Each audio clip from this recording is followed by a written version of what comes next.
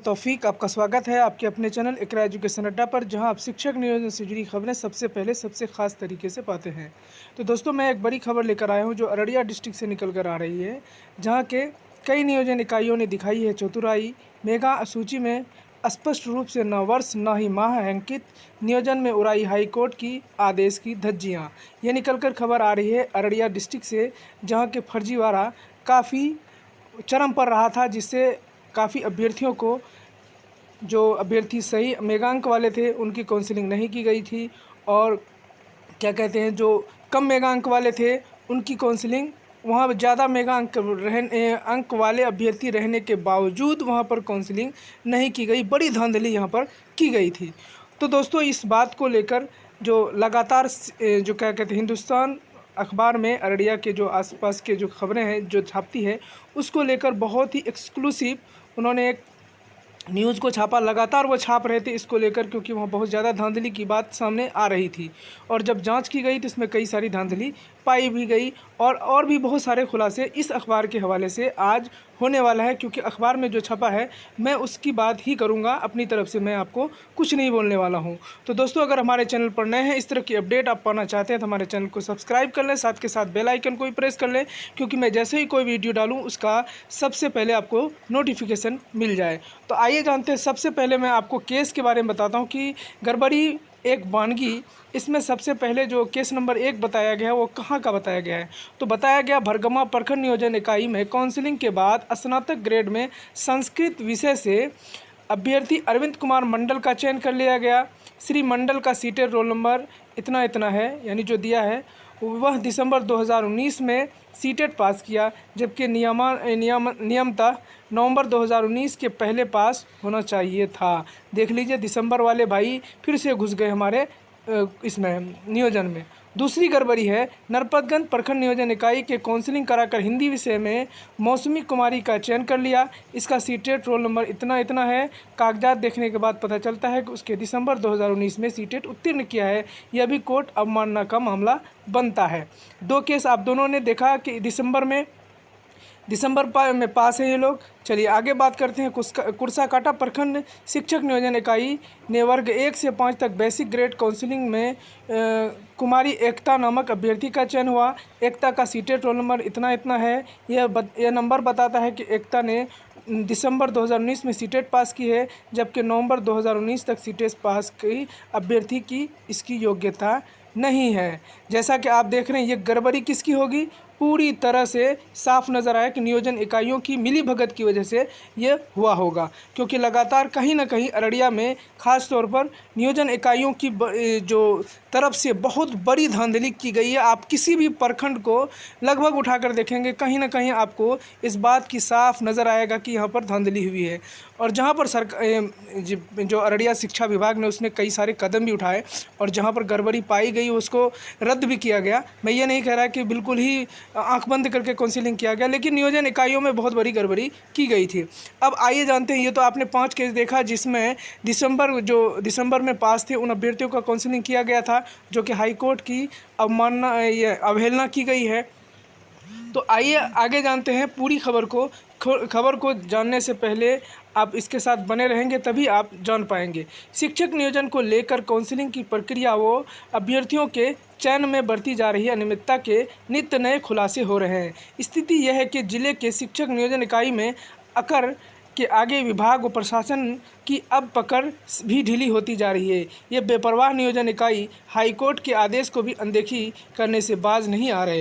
इन्हें तो सरकार न ही कोर्ट का डर है। काउंसलिंग प्रक्रिया में बढ़ती गई गड़बड़ी का अंदाजा इस बात से लगाया जा सकता है कि हाईकोर्ट के निर्देश के बाद भी नवंबर 2019 के बाद पास सीटीईटी अभ्यर्थियों का चयन कर लिया गया। इसका खुलासा हिंदुस्तान द्वारा विभिन्न नियोजन इकाइयों द्वारा जिला प्रशासन की एनआईसी के पोर्टल पर अपलोड इन अभ्यर्थियों की सर्टिफिकेट व मेगा सूची खंगालने पर हुआ है।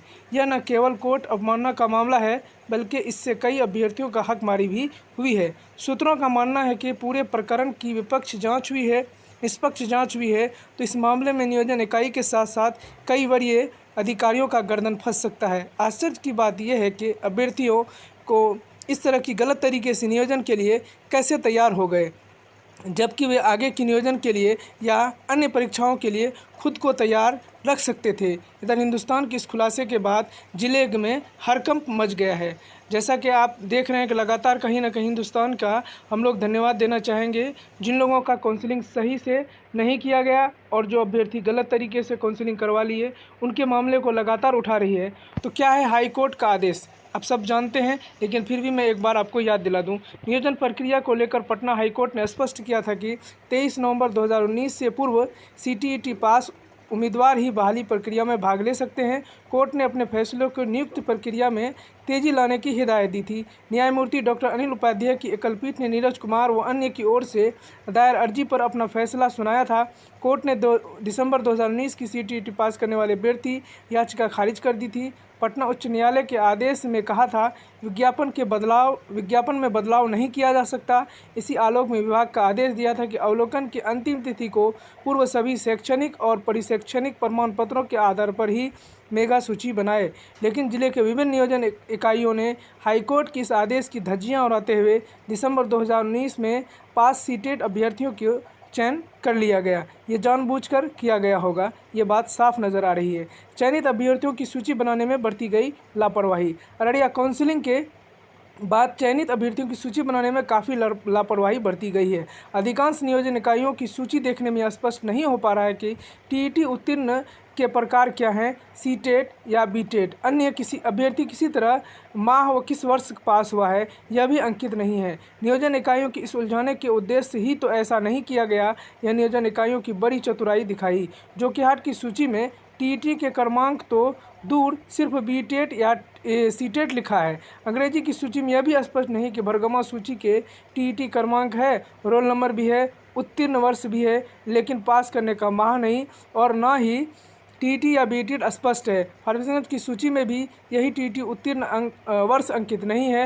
हालांकि अररिया प्रखंड शिक्षक नियोजन इकाई द्वारा 2019 के बाद टीईटी उत्तीर्ण अभ्यर्थियों को नियोजन के मामले सतर्कता बरती है, लेकिन चयनित अभ्यर्थियों की सूची में टीईटी उत्तीर्ण वर्ष और माह नहीं है। इस तरह पलासी व नरपतगंज प्रखंड शिक्षक नियोजन इकाई द्वारा जमा चयनित सूची में टीईटी व सीटेट स्पष्ट नहीं है, ना ही उत्तीर्ण वर्ष और माह लिखा गया है। रानीगंज प्रखंड नियोजन इकाई की चयनित अभ्यर्थियों की सूची में भी टीईटी उत्तीर्ण वर्ष और माह नहीं है, लेकिन सीटेट स्पष्ट है। तो लगातार देख रहे हैं कि अररिया में कहीं ना कहीं आप शिक्षक नियोजन में जो मेगा सूची बनाई गई है उसमें काफ़ी बड़ी गड़बड़ी की गई है और लगातार अभ्यर्थियों के द्वारा ये कहा जा रहा था कि अररिया के कई सारे नियोजन इकाइयों में बहुत धांधली की गई है, लेकिन विभाग इस बात को सुनने से तैयार नहीं थी। विभाग का कहना था कि आप जाकर अभ्यर्थियों से पूछा जा रहा था कि आप हमें सबूत दीजिए कि आप वहाँ पर थे। जो भी कह रहा था कि सर मैं वहाँ था, उनसे कहा जा रहा था कि आप दूसरी जगह से यहाँ पर आए होंगे। ये सवाल नियोजन इकाई से पूछने के बजाय अभ्यर्थियों से पूछा जा रहा था। इसलिए यहाँ पर अररिया में बहुत सारी नियोजन इकाई में बहुत ज़्यादा सरकार की जो नियम को धज्जियाँ उड़ाई गई है। आप इस खबर को एक्सक्लूसिव आप देख रहे हैं, जैसा कि आप लगातार हिंदुस्तान अखबार ने इस चर्चे को, इस बात को लगातार उठाया है कि जो बिहार के अंदर बहुत सारी नियोजन इकाइयों में गड़बड़ी की गई है। तो चलिए दोस्तों, ये वीडियो आपको कैसा लगा? और अच्छा लगा तो इसको लाइक और शेयर करें। साथ के साथ हमारे चैनल पर नए हैं जो चैनल को सब्सक्राइब कर लें। बहुत बहुत